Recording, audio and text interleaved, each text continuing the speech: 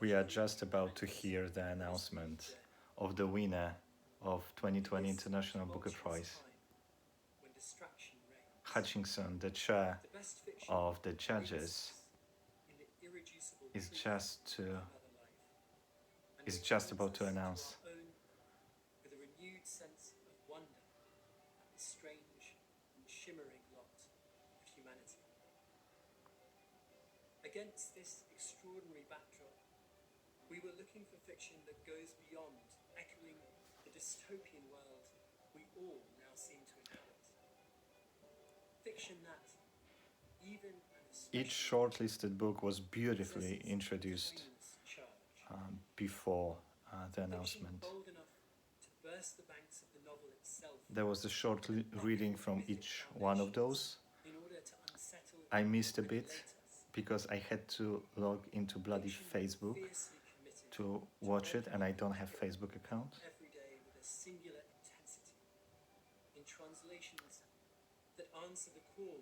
Sophie, Hughes and Snyder, the translators, they were especially insightful when they were talking about their works. As you've seen just now, we were richly rewarded by the discoveries we made along the way. I agree with that. We marveled at Shokoofeh Azar's artful and courageous interweaving of magical realism with Persian poetry and the Enlightenment of the Absolutely agree. A novel of historic urgency and universal resonance. Universal resonance, definitely.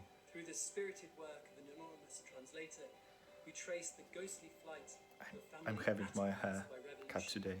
but who are bound together beyond authoritarianism, censorship, and even death.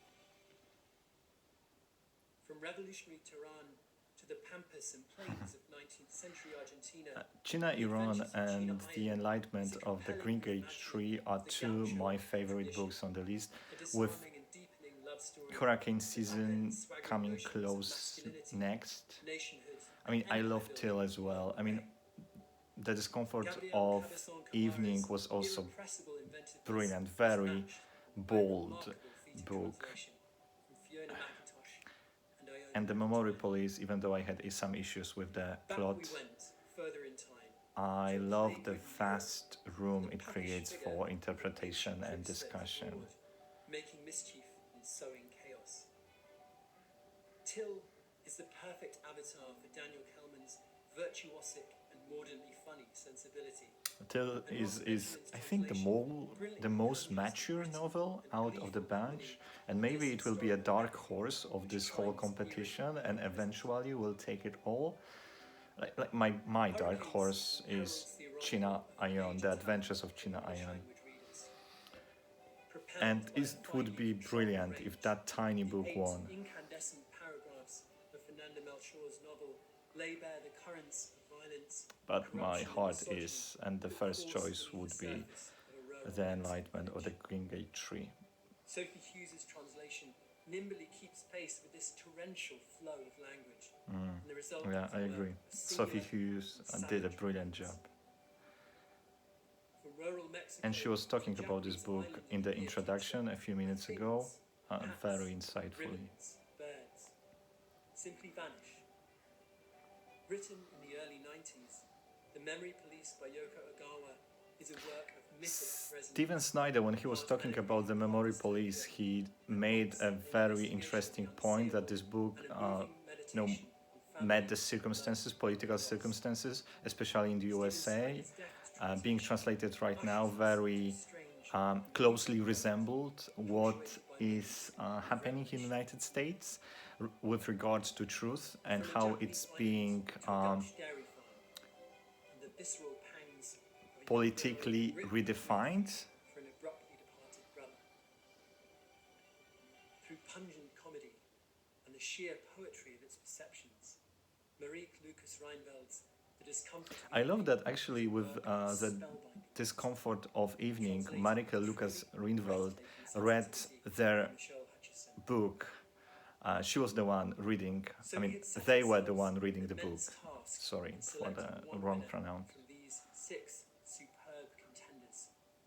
And I want to say again how much my fellow judges and I found to admire in the work of these exceptional Okay, authors I and think it's now. translators. In a virtual meeting that lasted nearly 5 hours, we delved deeply into our readings and rereadings and emerged collectively with a deserving winner. Okay. In truth, this book I will be stumbled happy us with any of forward those, really. when we first encountered it. Very early in strong the shortlist. process. And our fascination has only deepened on a second and third rereading. An act of translation that demanded the highest level of sensitivity to render such a distinctive and poetic perspective. This is a novel of undeniable force by a writer of thrilling talent and ability. The Discomfort of Evening, An unflinching look at the underbelly of family life. of course. A tender and visceral evocation of the strangeness of a childhood caught between shame. Yeah, The Discomfort of Evening. I am delighted to announce that the winner of the 2020 International Booker Prize is The Discomfort of Evening by Marieke Rijneveld. Ah, that's a surprise. Oh my, interesting. Wow.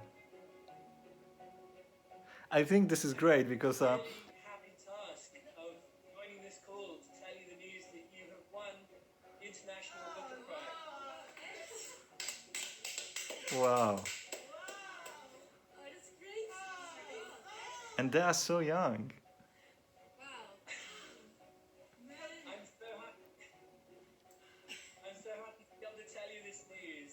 And I wish I could be there in person to tell you, but the judges and I were absolutely astounded by the book from early in the So production this year process. I totally Our fascination didn't with it has just deepened.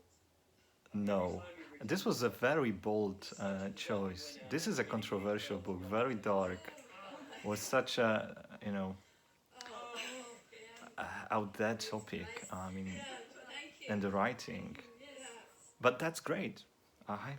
Yeah, congratulations.